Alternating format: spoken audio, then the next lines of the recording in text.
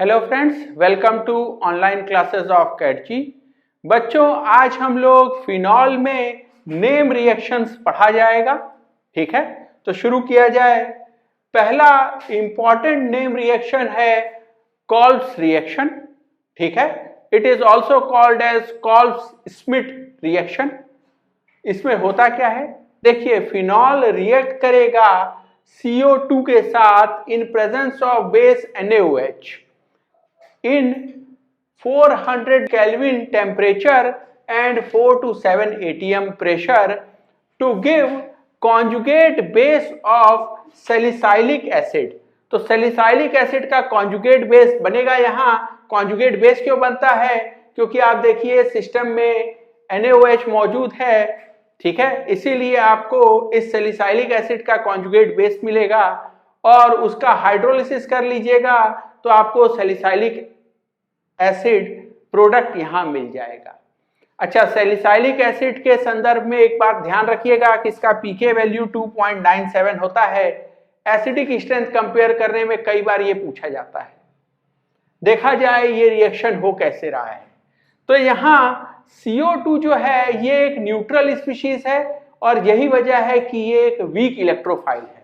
तो CO2 का resonating structure आप बना सकते हैं। बेसिकली इस पाई बॉन्ड को तोड़ लीजिए towards more electronegative oxygen atom, carbon पे प्लस चार्ज लिख दीजिए। ये CO2 का स्ट्रक्चर इलेक्ट्रोफाइल क्यों नहीं हो सकता? क्योंकि यहां सभी का ऑक्टेट पूरा है। इलेक्ट्रोफाइल बनने के लिए एक इलेक्ट्रॉन डेफिशिएंट इलेक्ट्रोफिलिक सेंटर होना जरूरी है। तो पाई बॉन्ड मैंने तोड़ के कार्बन पे प्लस जनरेट किया है और ये मेरा इलेक्ट्रोफिलिक सेंटर है। CO2 एक वीक इलेक्ट्रोफाइल है। यही वजह है कि अगर हमें रिएक्शन कराना है तो मुझे एक एक्टिवेटेड बेंजीन रिंग चाहिए होगा। फिनॉल से बात नहीं बनेगा क्योंकि OH का प्लस M इफेक्ट रिलेटिवली कमजोर है।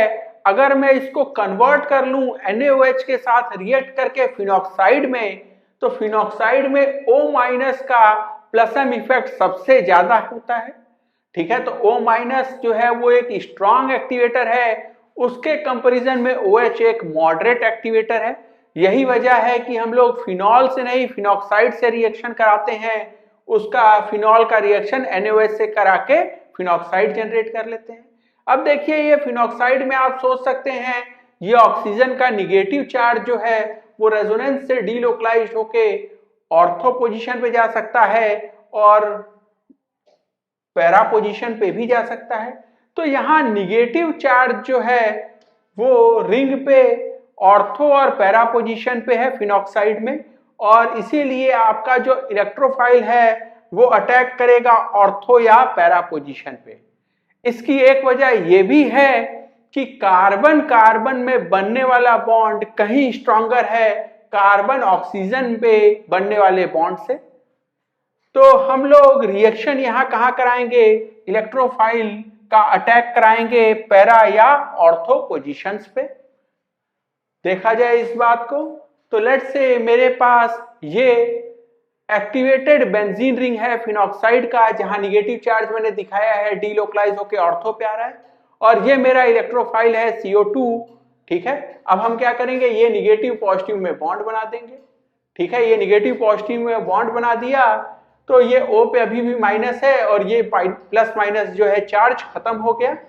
अब अंतिम स्टेप में ये हाइड्रोजन H+ के फॉर्म में निकलेगा। ये जो पेयर ऑफ इलेक्ट्रॉन है ये मूव कर जाएगा यहाँ पे और ये पाई बॉन्ड टूट जाएगा ऑक्सीजन की तरफ। Aromaticity will be restored. आप समझिए कि ये एक इलेक्ट्रोफिलिक सब्स्टिट्यूशन रिएक्शन ही तो है। हो क्या रहा है, इलेक्ट्रोफाइल जो है ये अटैक कर रहा है एक एक्टिवेटेड बेंजीन रिंग को। There is generation of Wheland intermediate. ठीक है, और वेलेंट इंटरमीडिएट बनने के बाद लास्ट स्टेप में there is removal of proton to restore the aromaticity. ये लास्ट स्टेप को आप कीटो इनॉल टॉटोमेरिज्म की तरह भी देख सकते हैं। बेसिकली ये चीज जो है, ठीक है, ये कीटो फॉर्म है, लेकिन यहाँ पे इनॉल जो है वो एरोमेटिक होगा क्योंकि उसमें बेंजीन रिंग है, और यही वजह है कि कीटो इनॉल टॉटोमेरिज्म से इस कीटो फॉर्म से ये मोर स्टेबल इनॉल फॉर्म में चला जाएगा। तो आप इसको कीटो इनॉल टॉटोमेरिज्म भी सोच सकते हैं। कई बच्चों को ये समझ में नहीं आता कि ये कैसे इलेक्ट्रोफिलिक सब्स्टिट्यूशन रिएक्शन है। तो आप समझिए कि अगर मैंने इसको ऐसे बनाया होता, इसको मैं कहता कि ये एक, ठीक है, ये एक फिनॉक्साइड आयन सबस्ट्रेट जिसपे आपका इलेक्ट्रोफाइल अटैक करेगा, तो इसको आप बेंजीन और एक्टिवेटेड बेंजीन की तरह समझें। तो पाई बॉन्ड जानबूझ के मैं इधर बनाना चाहता हूं, ठीक है, ऐसा। और आप समझिए कि आपको इलेक्ट्रोफाइल का अटैक कराना है। इलेक्ट्रोफाइल आपका ये है, इस इलेक्ट्रोफाइल का अटैक कराना है तो ये पाई बॉन्ड तोड़ दीजिए, यहां माइनस लिख दीजिए, यहां प्लस लिख दीजिए, ये माइनस प्लस उठा के जोड़ दीजिए, ये माइनस प्लस उठा के जोड़ दीजिएगा तो ये चार्ज खत्म हो जाएगा, और यहां ये माइनस प्लस उठा के जोड़ दीजिए, ये भी चार्ज खत्म हो जाएगा। सो दिस विल गिव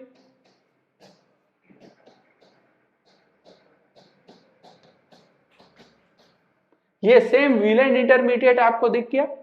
और जब व्हीलैंड इंटरमीडिएट मिल गया तो लास्ट स्टेप में क्या होगा, ये H प्लस की तरह बाहर निकल जाएगा, ये पेयर ऑफ इलेक्ट्रॉन इधर मूव करेगा और ये पाई बॉन्ड इस बार तोड़ना पड़ेगा, ठीक है। तो आप या तो इसको देखें इस तरीके से, या आप इस रेजोनेटिंग स्ट्रक्चर और इस इलेक्ट्रोफाइल में रिएक्शन सोचें और लास्ट स्टेप में इसको कीटो इनॉल टॉटोमेरिज्म सोचें।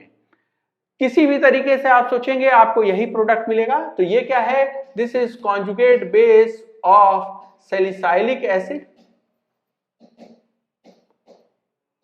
ठीक है। तो ये कॉन्जुगेट बेस सैलिसाइलिक एसिड का है, बेसिकली डाई एनायन है, ठीक है। So this is dianion, dianion conjugate base of salicylic acid, ठीक है। आगे बात किया जाए इसी में, तो PHO minus is more reactive for electrophilic substitution reaction. यही वजह है कि ये एक वीक इलेक्ट्रोफाइल CO2 के साथ भी रिएक्ट कर जाता है। CO2 न्यूट्रल है, यही वजह है कि इसका इलेक्ट्रोफिलिसिटी कम होगा। इसकी जगह अगर कोई पॉजिटिवली चार्ज स्पीशीज होता है, लेट्स से NO2+, तो ये बहुत मजबूत इलेक्ट्रोफाइल होता, क्योंकि नाइट्रोजन पे इलेक्ट्रोफिलिक सेंटर।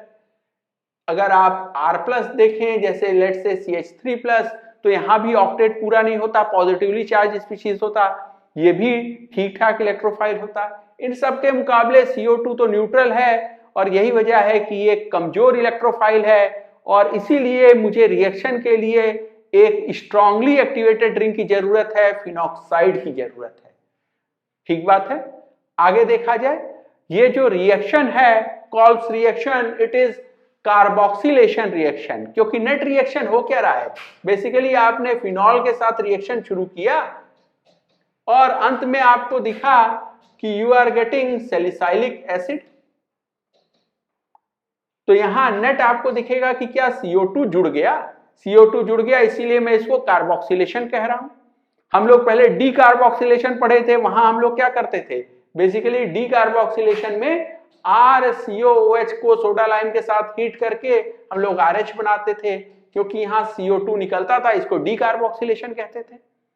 ये उसका उल्टा कार्बोक्सिलेशन रिएक्शन है। अगला point, product is exclusively ortho substituted. आपको सैलिसाइलिक एसिड मिलेगा अगर आपने बेस लिया है NaOH। अगर आपने उसकी जगह बेस ले लिया होता KOH, तो उस केस में आपको पैरा डेरिवेटिव मेजर प्रोडक्ट मिलता, ठीक है। तो para derivative is major if KOH is used and product is exclusively, यानी सिर्फ और सिर्फ आपको ऑर्थो सब्स्टिट्यूटेड सैलिसाइलिक एसिड जो है मेजर प्रोडक्ट मिलेगा अगर आप NaOH का इस्तेमाल करते हैं तो, ठीक है। ऐसा क्यों होता है, ऐसा इसलिए होता है बिकॉज, अगेन ये रीजन इंपॉर्टेंट तो नहीं है लेकिन जान लीजिए, because with Na+ chelation by ion pair stabilises the transition state. Na+ के मुकाबले K+ is larger and less effective in this role, and that's why you get para derivative as major. एक छोटे से क्वेश्चन के माध्यम से ये बात समझ लिया जाए। आप रिएक्शन करा रहे हैं फिनॉल का, ठीक है, विथ CO2 ये आपका इलेक्ट्रोफाइल है इन प्रेजेंस ऑफ NaOH बेस और एक बार KOH बेस।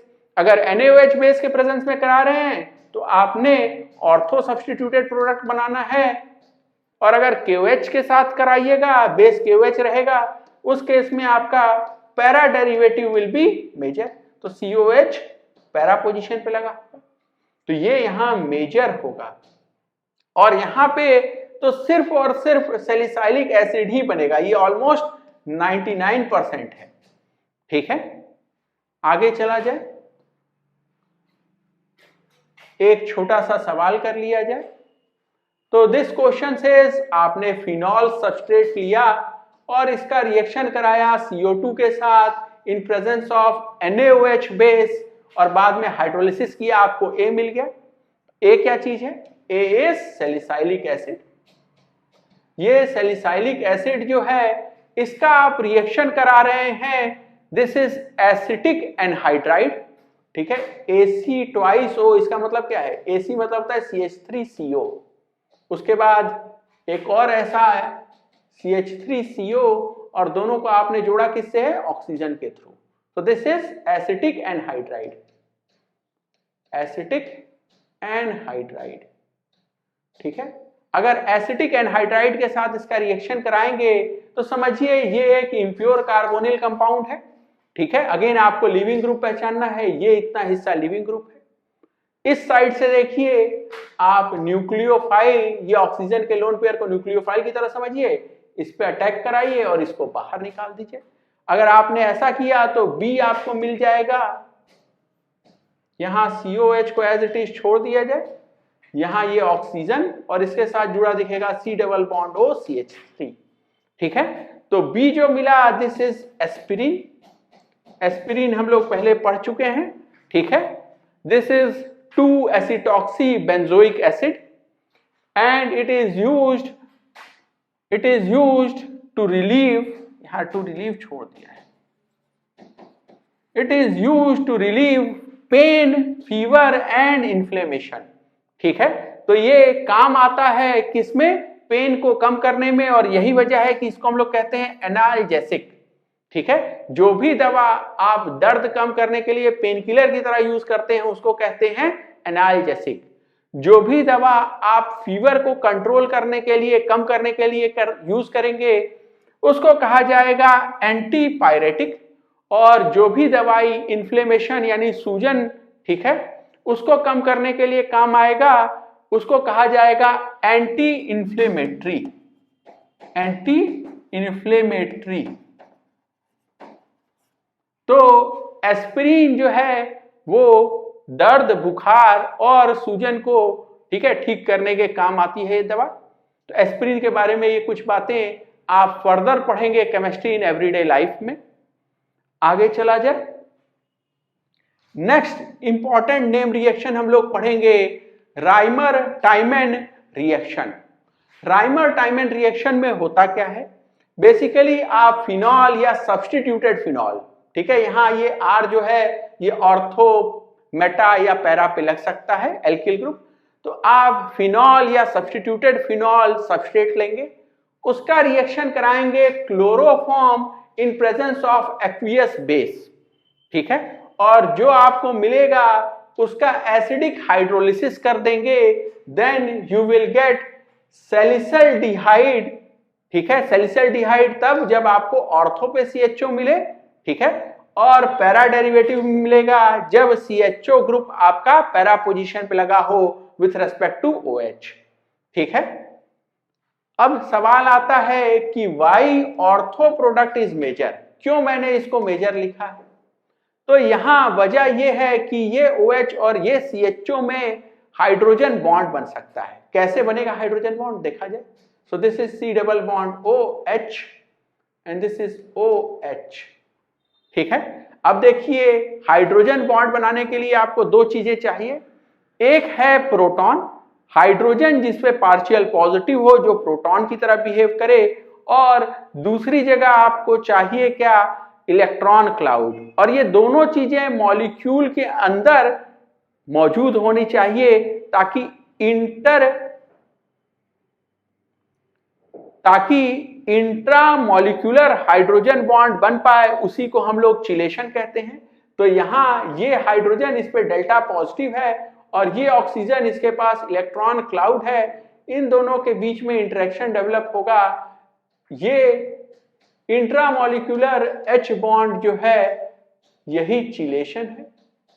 ठीक है, तो ऑर्थो प्रोडक्ट मेजर क्यों बनता है? तो उसका पहला वजह है कि ऑर्थो प्रोडक्ट में चिलेशन है, सैलिसल्डिहाइड में चिलेशन है।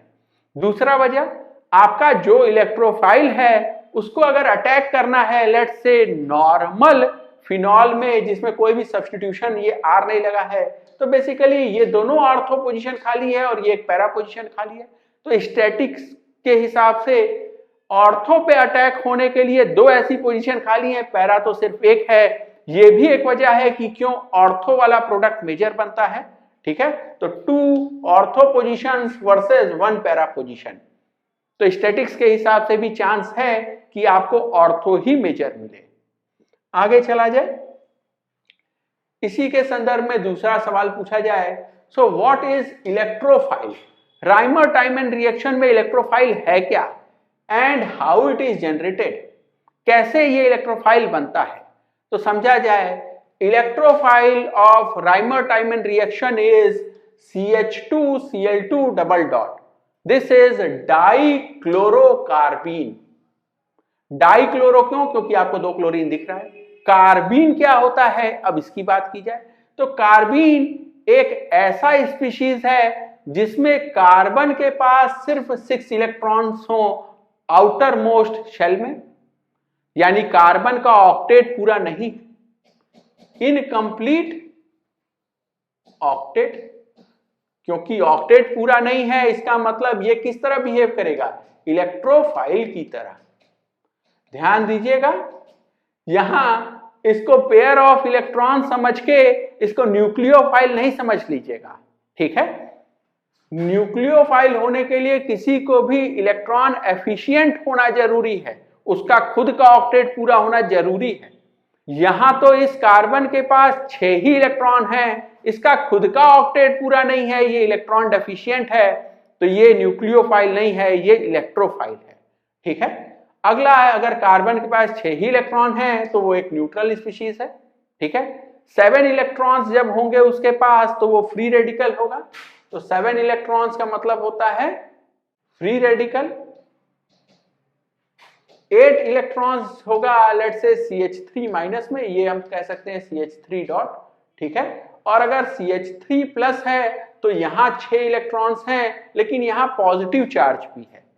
ठीक है, यहां पे CH2 डबल डॉट या Cl2 डबल डॉट, यहां कार्बन न्यूट्रल है। तो कार्बीन में ये दोनों कंडीशन एक साथ होंगी, न्यूट्रल भी होगा, 6 इलेक्ट्रॉन्स भी होगा। अगर वो न्यूट्रल नहीं है, पॉजिटिवली चार्ज है और 6 इलेक्ट्रॉन्स है, इसका मतलब वो कार्बोकैटायन है। ठीक बात है। आगे चला जाए, समझा जाए कि आपका कार्बीन इलेक्ट्रोफाइल बनेगा कैसे। तो कार्बीन इलेक्ट्रोफाइल बनेगा through alpha elimination. Alpha elimination मतलब जो आपका X और Y बाहर निकलना है वो दोनों एक ही कार्बन से निकले।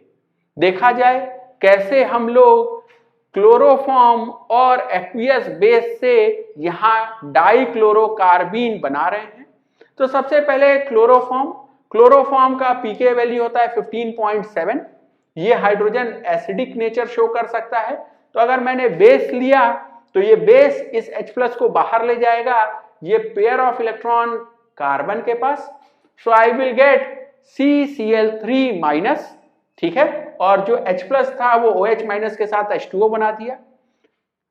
अब अगला बात किया जाए, नेक्स्ट पॉइंट कि ये जो CCl3 माइनस है उसमें से अगर ये क्लोरीन पेयर ऑफ इलेक्ट्रॉन के साथ बाहर निकल जाए, ठीक है, तो Cl माइनस अगर बाहर निकल गया then you will get CCl2 dot. और ये जो Cl माइनस था इस K+ के साथ आप मिला के सोच सकते हैं इसी को KCl।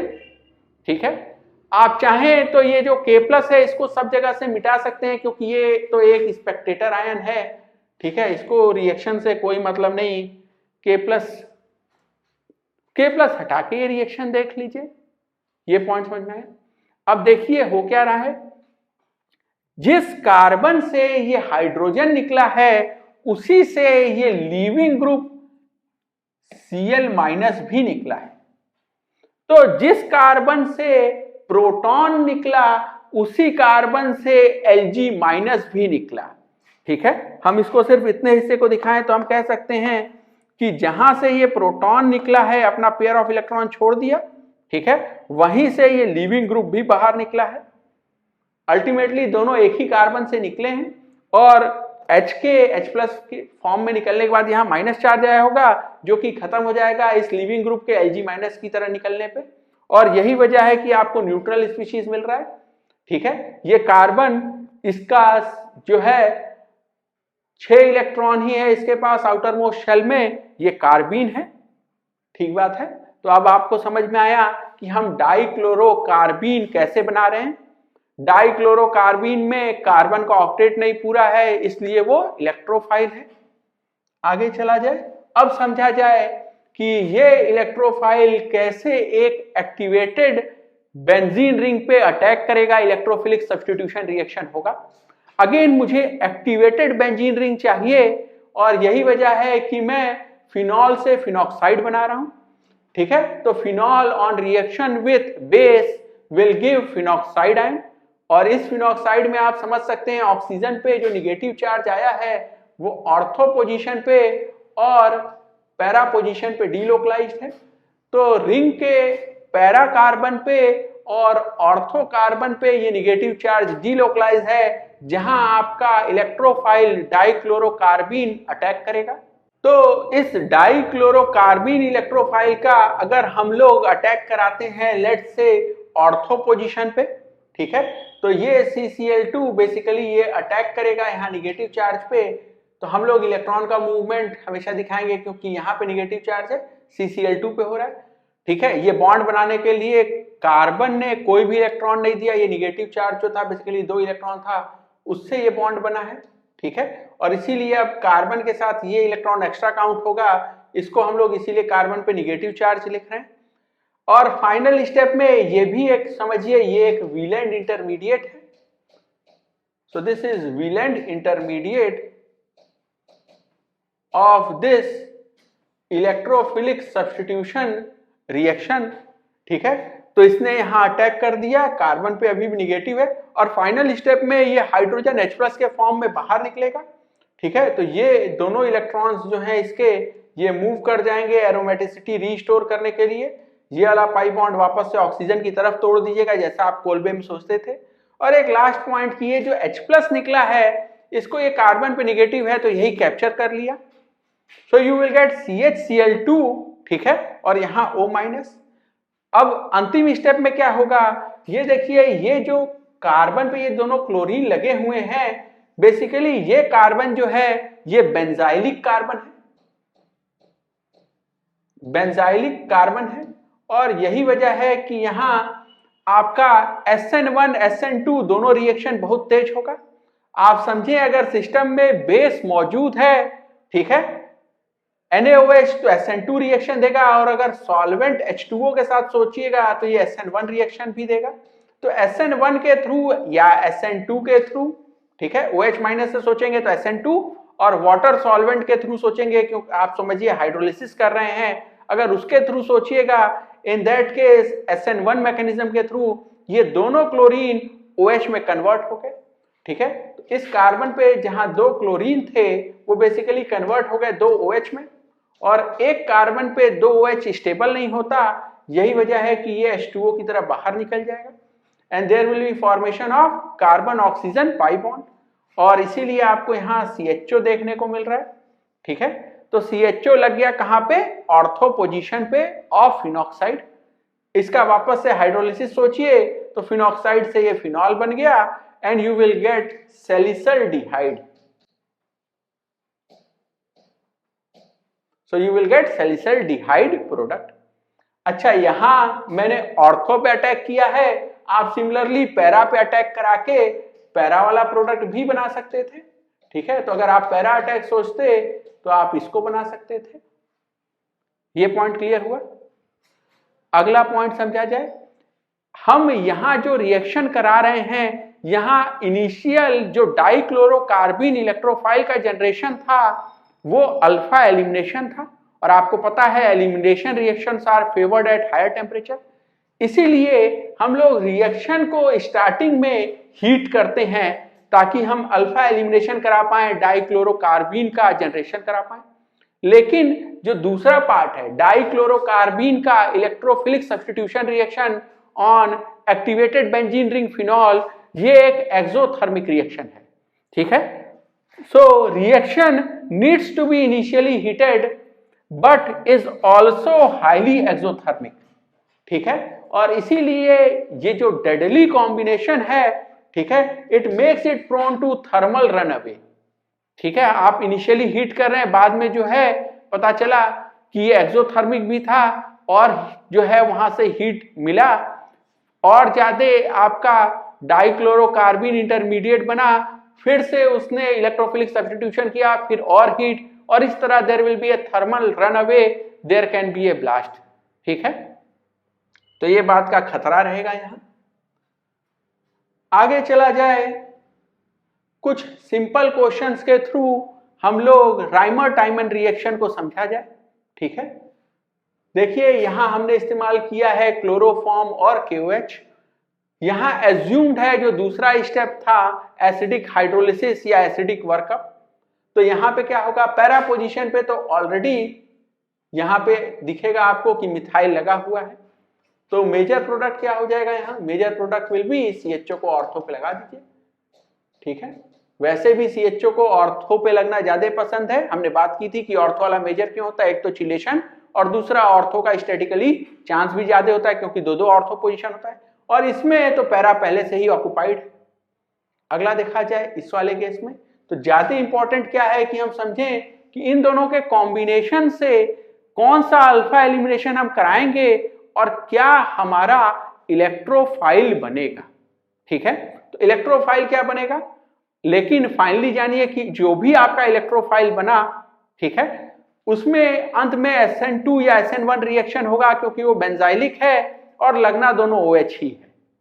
फिर भी हम आपको बता दें कि यहां अल्फा एलिमिनेशन में क्या होगा, तो देखिए सबसे पहले CHClBrI बेस आएगा, ठीक है। इस हाइड्रोजन को H+ के फॉर्म में लेता गया, यहां माइनस चार्ज आ गया, माइनस चार्ज आ गया, तो इन तीनों में लीविंग ग्रुप का एबिलिटी सबसे ज्यादा किसका है, I- का, तो ये आयोडीन पेयर ऑफ इलेक्ट्रॉन के साथ बाहर चला जाएगा, ठीक है, क्योंकि ये सबसे बढ़िया लिविंग ग्रुप है। And you will get C++ClBr as the electrophile, ठीक है। अब ये इलेक्ट्रोफाइल यहां पे आके लग गया, ठीक है। C यहां अभी हम लिखते हैं ClBr और ये माइनस चार्ज रहेगा, ठीक है। ये जो H+ यहां से निकलेगा वो यहां आके लग जाता है, तो फाइनली ये CHClBr, और फिर ये दोनों हेलोजन रिप्लेस हो जाएंगे OH से, ठीक है। And final product will be again salicylaldehyde. हम बात कर चुके हैं कि क्यों ऑर्थो वाला मेजर है। आगे चला जाए, यहां पे देखा जाए, यहां फिनॉल का रिएक्शन तो नहीं है, ठीक है, लेकिन रिंग अभी भी एक्टिवेटेड है क्योंकि एनिजॉल OCH3 जो है यहां इसका भी +M इफेक्ट होता है, तो रिएक्शन फिनॉल के मुकाबले कमजोर होगा क्योंकि फिनॉल से जैसे फिनॉक्साइड बन सकता है वहां यहां पे वो बात नहीं हो सकती, ठीक है। तो यहां रिएक्टिविटी जरूर कम है, लेकिन अगेन प्रोडक्ट वैसा ही मिलेगा, OH नहीं, सॉरी, दिस इज OCH3 और यहां CHO। अगला देखा जाए, यहां पे आप देखिए OH भी लगा है और OCH3 भी लगा है। बेस के प्रेजेंस में फिनॉल जो है वो फिनॉक्साइड में चला गया O- में, और इसका OCH3 इसमें तो कुछ ऐसा हो नहीं सकता। तो फाइनली देखिए मोर एक्टिवेटिंग कौन है, +M सीरीज की अगर बात की जाए तो O- सबसे आगे, फिर NH2, फिर OH एंड देन OCH3, ठीक है। तो बात आप किसकी मानेंगे, O- की, यानी आने वाला इलेक्ट्रोफाइल कहां जाएगा, O- का जैसा जो है वो डायरेक्टिंग ग्रुप होगा, तो O- अपने ऑर्थो और पैरा पे इसको बुलाना चाहता है, ठीक है। तो O माइनस के रेस्पेक्ट में ये दोनों ऑर्थो पोजीशन और ये पैरा। ध्यान दीजिएगा OCH3 के रेस्पेक्ट में ऑर्थो पैरा पे नहीं बुलाइएगा, OH के रेस्पेक्ट में बुलाइएगा, क्योंकि ये OH भी नहीं है, इनफैक्ट अब तो ये फिनॉक्साइड बन चुका है, ठीक है, O माइनस है। अब ऑर्थो पे बुलाने में परेशानी क्या है कि ये तीनों पास पास हैं, तो यही वजह है कि स्टेरिक वजहों से इस बार ऑर्थो पे नहीं बुलाएंगे। साथ ही साथ आप स्टैटिकली भी देखिए, अब एक ऑर्थो और एक ही पैरा है, ठीक है, क्योंकि दूसरा ऑर्थो तो ऑलरेडी ऑक्युपाइड है।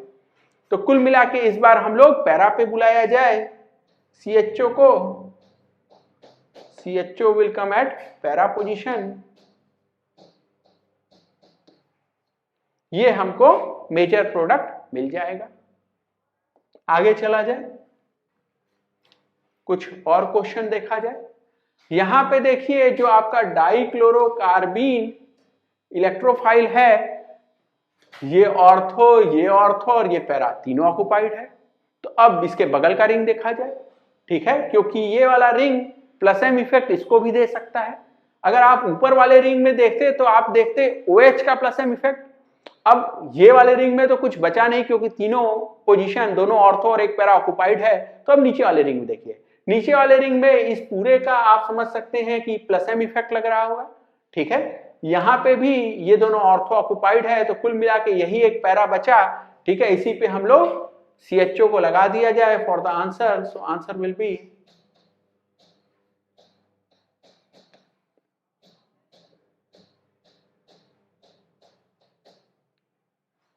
अगला केस देखा जाए।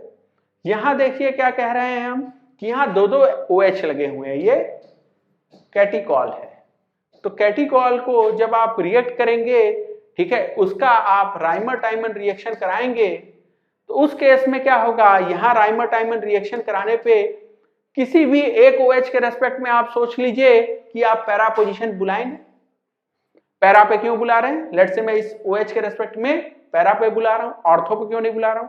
क्योंकि देखिए अब एक ही ऑर्थो और एक ही पैरा तो खाली था इस OH के रेस्पेक्ट में, ठीक है। दूसरा बात कि स्टेरिक वजहों से ये OH और तीसरा CHO अगर यहां लगा तो स्टेरिक रिपल्शंस की वजह से हम लोग ऑर्थो पे नहीं बुला रहे हैं, पैरा पे बुला रहे हैं। तो यहां आके हम CHO लगा दें और बनने वाला प्रोडक्ट विल बी प्रोटोकैटिचुइक एल्डिहाइड या प्रोटोकैटिचुअल्डिहाइड, ठीक है। इसका स्ट्रक्चर कैसा होगा? तो बेसिकली आपको ये दोनों OH दिख रहे हैं और लेट्स से मैंने ये वाले OH के रेस्पेक्ट में यहां CHO लगा दिया, ठीक है। तो ये A बन गया। अगला स्टेप हम लोग क्या कर रहे हैं, तो यहां देखिए हाइड्रोलिसिस नहीं कराया है, हाइड्रोलिसिस नहीं कराया है। ये कह रहा है कि आप KOH का जो इस्तेमाल किए हैं उससे मानिए कि अभी ये जो है अपने डाई एनायन के ही फॉर्म में है, ये अपने डाई एनायन के फॉर्म में है और CH2I2 यहां आपको दिखेगा कि दो लीविंग ग्रुप बढ़िया आयोडीन लगा हुआ है। इससे अटैक कराइए, एक आयोडीन को बाहर निकालिए, इससे अटैक कराइए, इस आयोडीन को भी बाहर निकालिए। This will B SN2 reaction and final product will B, ये CHO को एज इट इज छोड़ दिया जाए और यहां ये ऑक्सीजन, यहां ये oxygen and this is CH2। So this is the final product, ठीक है। आगे चला जाए, नेक्स्ट हम लोग बात किया जाए मॉडिफाइड कोल्बे रिएक्शन और रीमर टीमन लाइक रिएक्शन की। इस रिएक्शन में देखिए हम लोग फिनॉल का रिएक्शन करा रहे हैं with carbon tetrachloride in presence of aqueous NaOH। तो रिएजेंट देखिए, क्या आप ये रिएजेंट आपको सिमिलर लग रहा है? कुछ लग रहा है क्लोरोफॉर्म और एक्वियस NaOH की तरह।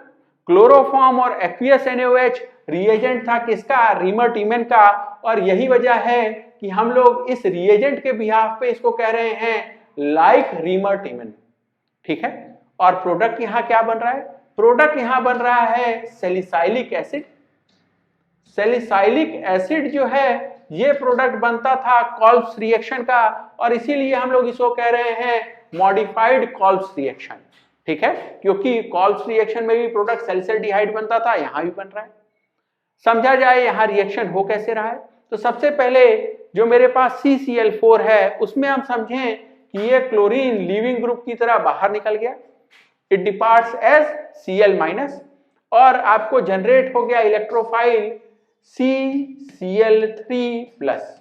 तो ये यहाँ इलेक्ट्रोफाइल है और आप जो फिनॉल था उसका NaOH के साथ रिएक्शन के साथ आप समझ सकते हैं कि वो फिनॉक्साइड में कन्वर्ट हो गया। ठीक है, so this is activated benzene ring.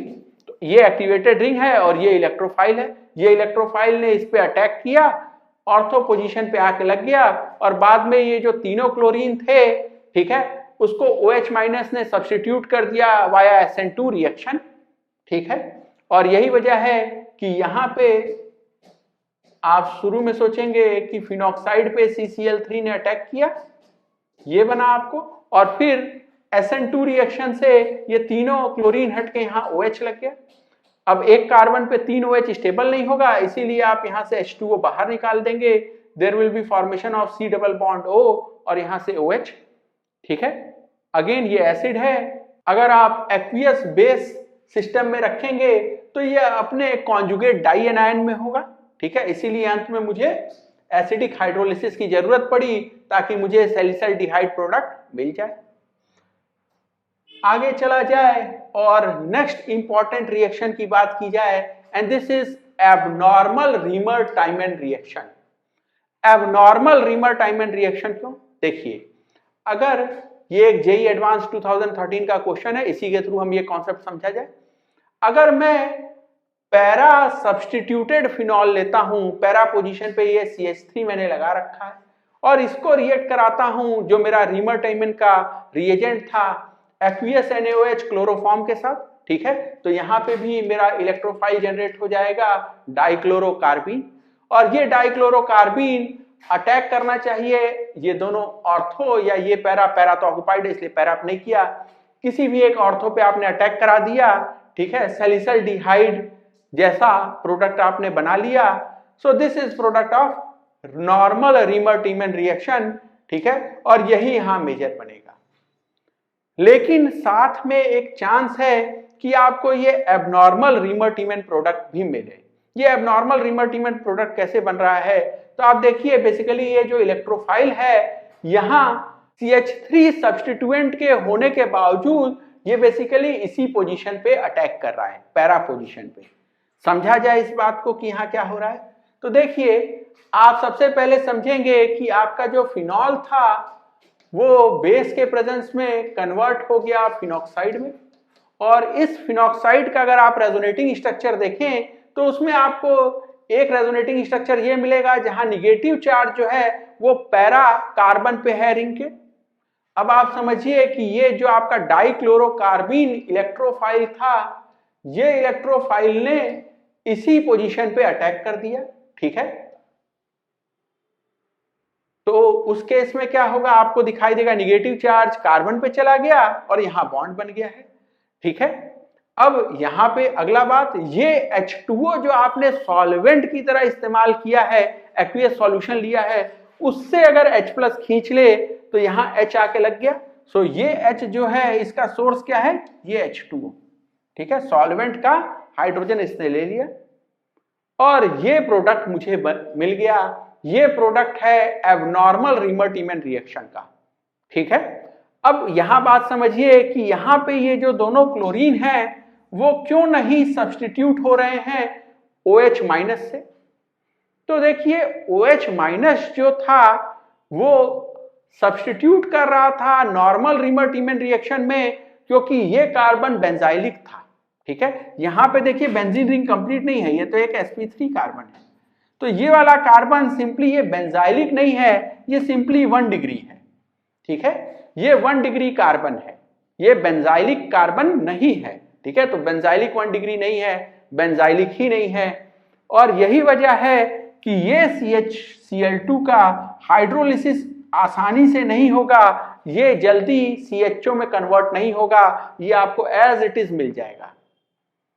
दूसरा वजह ये भी है कि ये बेंजाइलिक नहीं है, दूसरा वजह ये भी है कि ये प्रेसिपिटेट कर जाता है, ये सिस्टम में मौजूद ही नहीं रहेगा, और ये भी एक वजह है कि क्यों इसका हाइड्रोलिसिस नहीं होगा।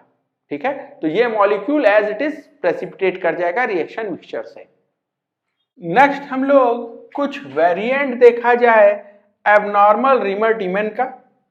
तो यहां अगर मेरे पास पाइरोल सबस्ट्रेट है और मैं इसका रिएक्शन कराऊं chloroform in presence of aqueous base, तो क्या होगा?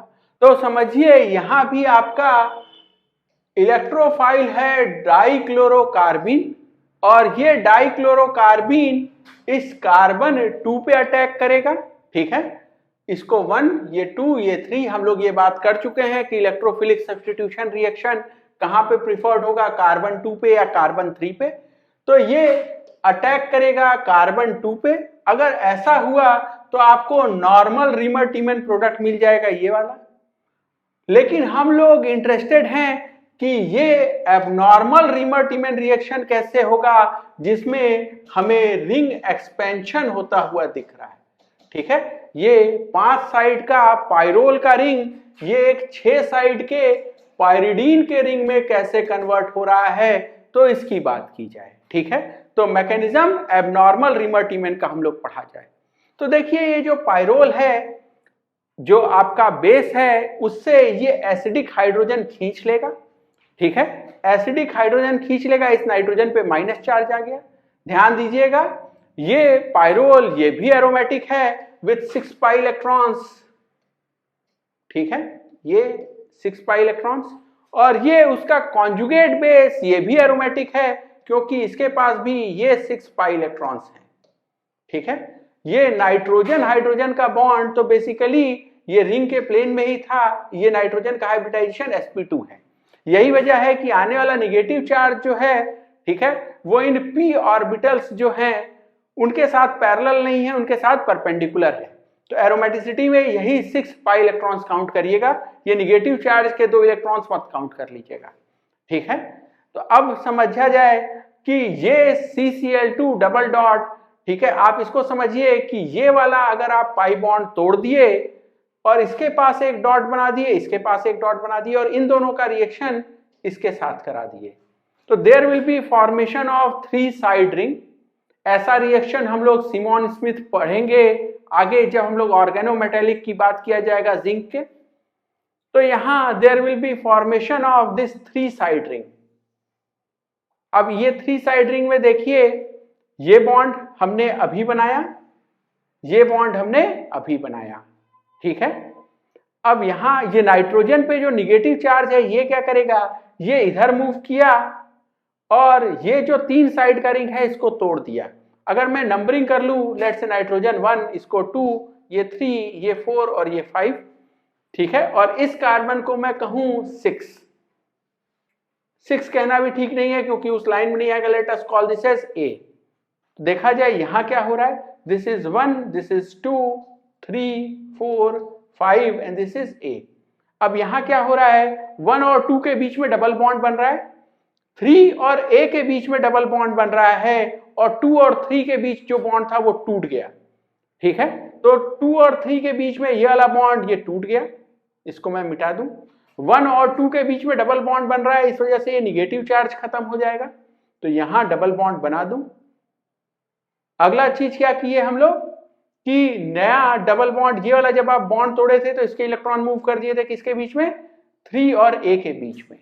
तो यहां से इसको देखिए, this is 1, this is 2, this is A, this is 3, 4 and 5। नया बॉन्ड कौन कौन सा आपने बनाया है, देखिए नाइट्रोजन जो कि हम 1 कह रहे हैं और कार्बन 2 के बीच में एक नया बॉन्ड बना है, किसके बीच में, 3 और A के बीच में। तो ये 2 नए बॉन्ड बने हैं। और कौन सा बॉन्ड टूटा है, बेसिकली ये 2 और 3 में एक बॉन्ड हुआ करता था वो तोड़ दिया है मैंने, और इस नाइट्रोजन पे जो निगेटिव चार्ज था अब वो नहीं है, तो फाइनली इसको मिटा दिया जाए। ठीक है, और मुझे क्या मिला, ये रिंग एक्सपेंशन वाला प्रोडक्ट मिल गया। तो पाइरोल के रिंग से मैं पाइरिडीन के रिंग पे पहुंच गया। तो ये एबनॉर्मल रीमर-टीमन का एक इंपॉर्टेंट वेरिएंट है। आइए हम लोग कुछ क्वेश्चन के थ्रू एबनॉर्मल रीमर-टीमन और डिटेल में समझा जाए। ठीक है, सो क्वेश्चन देखा जाए। सबसे पहले यहां इसको हम एक्वियस बेस क्लोरोफॉर्म के साथ ट्रीट कर रहे हैं और मुझे बनाना है यहाँ पे प्रोडक्ट। नॉर्मल रिमर-टीमन से भी बनेगा, एबनॉर्मल रिमर-टीमन से भी बनेगा। तो सबसे पहले नॉर्मल रिमर-टीमन की बात करें तो इस OH के रेस्पेक्ट में ये ऑर्थो ऑक्युपाइड है, ये पैरा ऑक्युपाइड है, ये वाला ऑर्थो भी बचा है। इस ऑर्थो पे उठा के मैं CHO लगा दूं तो ये मेरा बन गया नॉर्मल रिमर-टीमन प्रोडक्ट। एबनॉर्मल रिमर-टीमन के लिए क्या करूं, जो मेरा इलेक्ट्रोफाइल था CH2Cl2 डबल डॉट, ठीक है, डाइक्लोरोकार्बिन, इसका अटैक मैं सोच लूं इस पे या इस पे। और इन केसेस में क्या बनेगा, तो सबसे पहले हम लोग पैरा वाला बना लिया जाए। तो this is CH3, this is CHCl2, this is double bond O। और ऑर्थो वाले पे अगर आप बना लें तो this will B double bond O,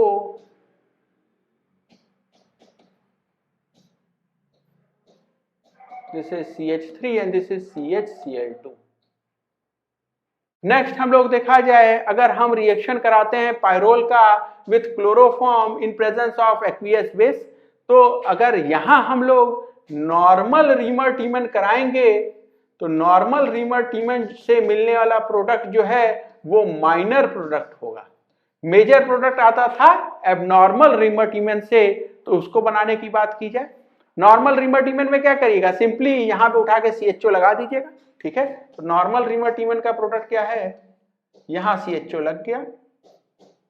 abnormal रिमर-टीमन में क्या करेंगे, तो एबनॉर्मल रिमर-टीमन में आप ऐसा सोचेंगे कि इस नाइट्रोजन पे माइनस आ गया और यहां पे ये CCl और एक और क्लोरीन यहां लगा दूं मैं, ठीक है, ये बन गया। अब ये निगेटिव चार्ज इधर, इन दोनों के बीच में डबल बॉन्ड और ये क्लोरीन बाहर, ठीक है। So the final product will B ये नाइट्रोजन, और इसके रेस्पेक्ट में ये जो मेटा वाला कार्बन है, क्योंकि देखिए बेसिकली ये वाला कार्बन अपनी जगह पे है, इसके बगल में कार्बन आया है जिसपे क्लोरीन है, तो ये वाला कार्बन, ठीक है, इसको मैं जानबूझ के लेट से इस कार्बन को मैं कार्बन 14 लिख दूं, ठीक है, तो ये कार्बन 14 हो जाएगा और ये वाला कार्बन यहां पे है, ठीक है, ये कार्बन यहां और ये कार्बन 14 यहां पे, और this will B pyridine ring. Similarly अगर हम इसमें रिएक्शन कराएं तो क्या होगा, इसको भी हम लोग समझे कि यहां भी मुझे एबनॉर्मल रिमर-टीमन से ही मेजर प्रोडक्ट मिलना है, क्योंकि नॉर्मल रिमर-टीमन तो यहां होगा भी नहीं, ये एरोमेटिक रिंग थोड़े ही है, ठीक बात है। तो यहां समझा जाए, यहां पे सबसे पहले ये आपने ये जो मॉलिक्यूल है साइक्लोपेंटा 1,3 डाइईन, इसका भी पीके वैल्यू है तकरीबन 16 के करीब। ये हाइड्रोजन एसिडिक है, अगर आप ये हाइड्रोजन निकाल लें तो आपको जो कॉन्जुगेट बेस मिलेगा वो एरोमेटिक होगा।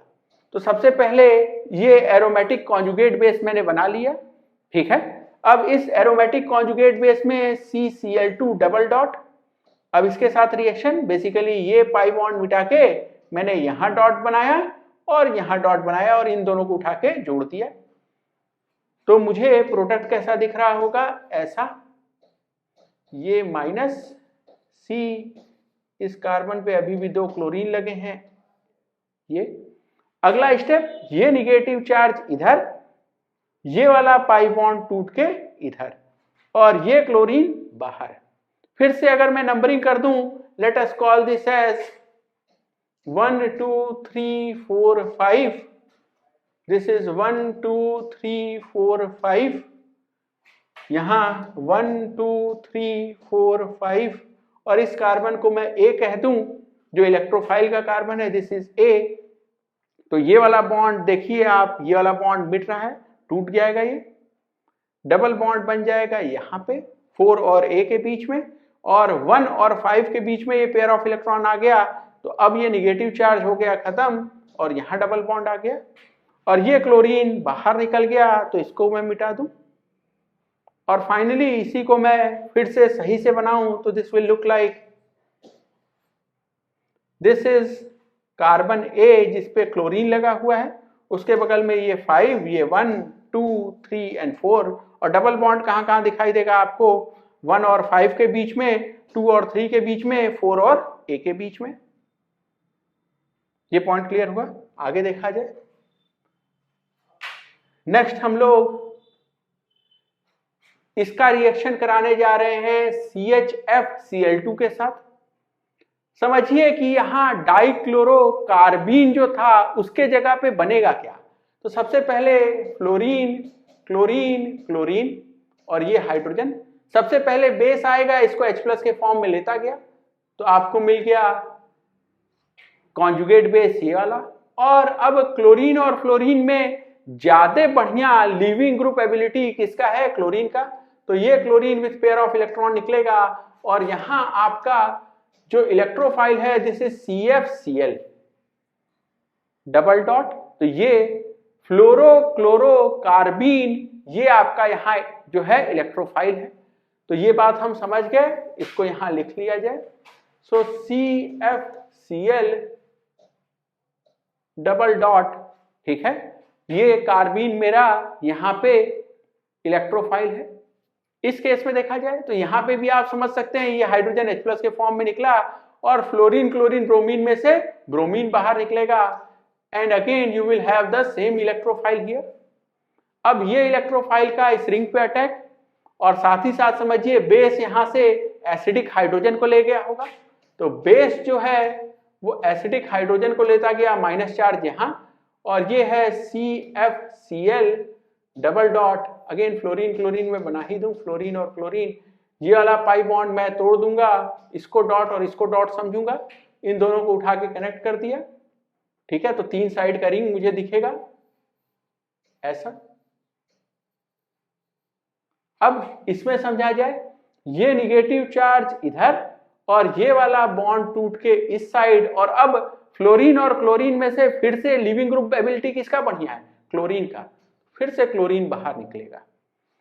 सो in this case I will get fluorobenzene as the major product, इसमें भी और इसमें भी, ठीक है। अगला क्वेश्चन देखा जाए हम लोग, यहां हमने इस्तेमाल किया है क्लोरोफॉर्म विथ एक्वियस KOH।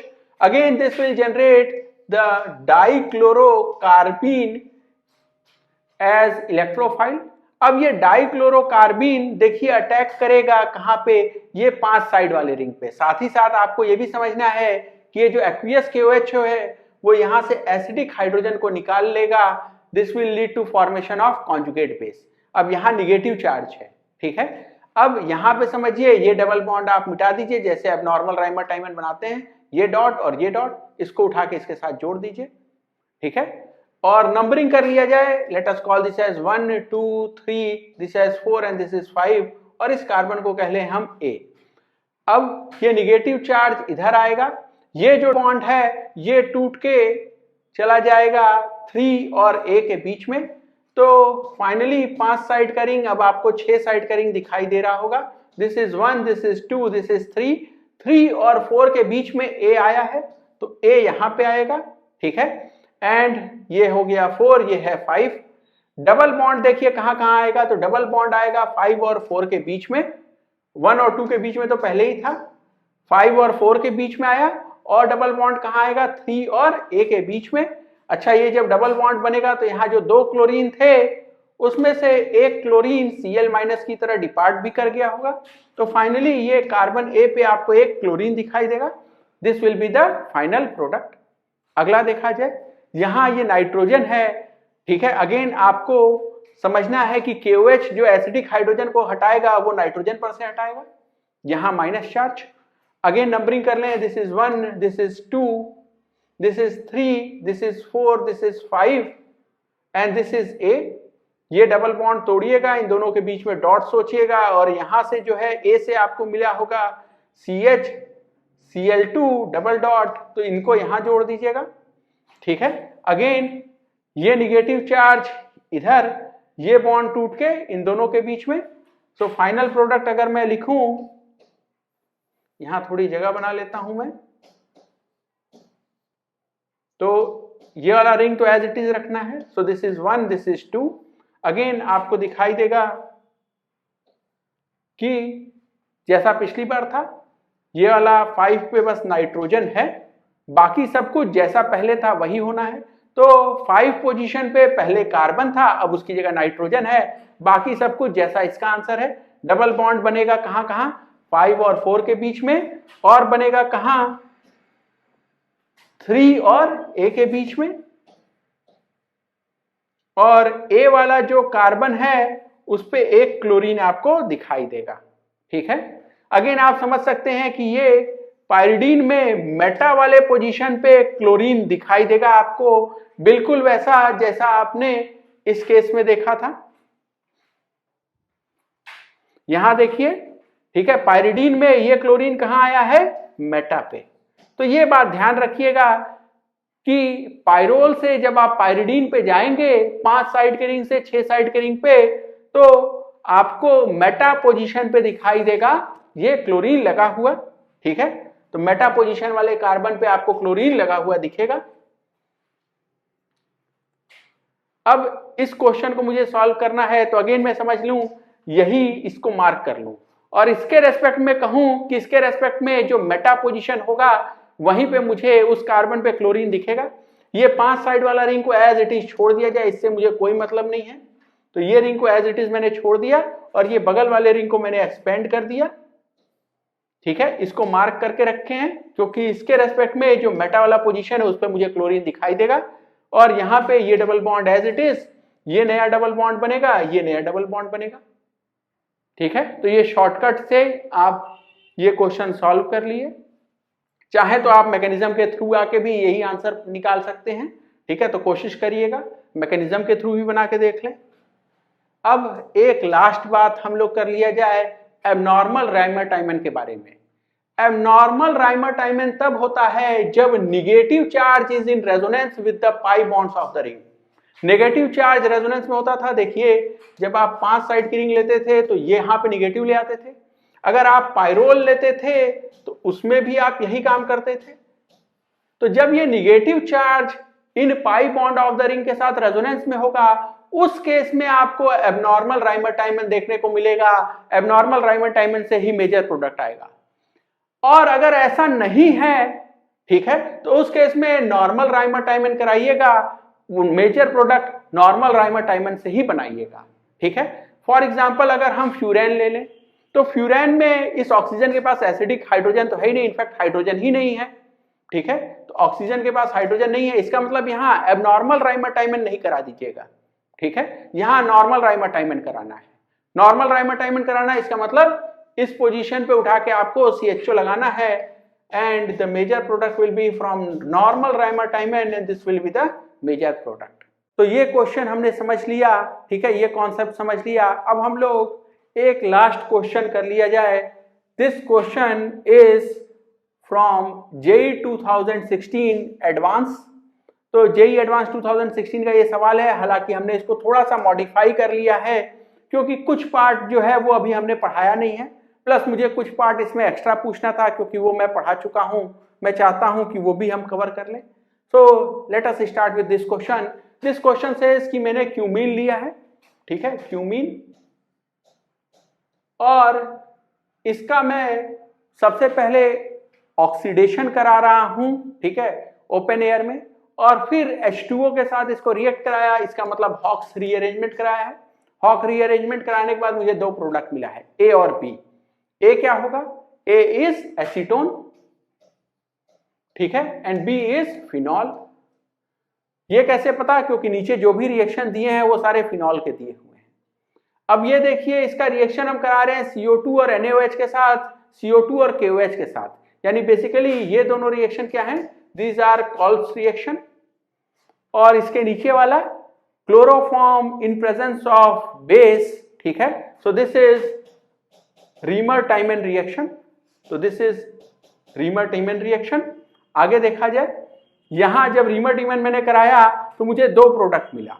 2 में से एक स्टीम वोलाटाइल है। स्टीम वोलाटाइल कौन होगा, ऑर्थो वाला। ठीक है, और वही मेजर भी होगा। सो विच इज स्टीम वोलाटाइल, तो जवाब है ये ऑर्थो वाला। ऑर्थो सैलिसल्डिहाइड जो है, ये वाला जो है वो स्टीम वोलाटाइल होगा और यही मेजर होगा। ठीक है, ये R वाला जो है ये पैरा डेरिवेटिव होगा। और जब हम सैलिसल्डिहाइड को रिएक्ट करा रहे हैं NaOH के साथ, ठीक है। तो यहाँ पे हम बेसिकली ये फिनॉल तो है ही है, इससे फिनॉक्साइड बना रहे हैं और फिनॉक्साइड से इस पे रिएक्शन करा रहे हैं, ठीक है। तो ये एक SN2 रिएक्शन है। देखा जाए एक एक करके सारे प्रोडक्ट्स हम लोग लिखा जाए तो सबसे पहले क्यूमीन से हम बना रहे हैं A और B, तो A will be acetone CH3COCH3, ठीक है। B जो है इट इज फिनॉल PHOH, ठीक है। अगला बात किया जाए C, अगर फिनॉल का कोल्बे रिएक्शन आप कराएंगे NaOH के साथ, in that case you will get exclusive ortho derivative, ठीक है। तो अगर मैंने ये कराया तो मुझे सैलिसाइलिक एसिड मिलेगा, ठीक है, अगर मैंने इस्तेमाल किया है NaOH बेस का। और अगर मैंने KOH बेस का इस्तेमाल कर लिया है तो इस बार para derivative will be major. ध्यान दीजिएगा यहाँ पे C के साथ कुछ और नहीं लिख रहा है, लेकिन यहाँ D को मेजर लिख रहा है, ठीक है, ये भी एक हिंट है।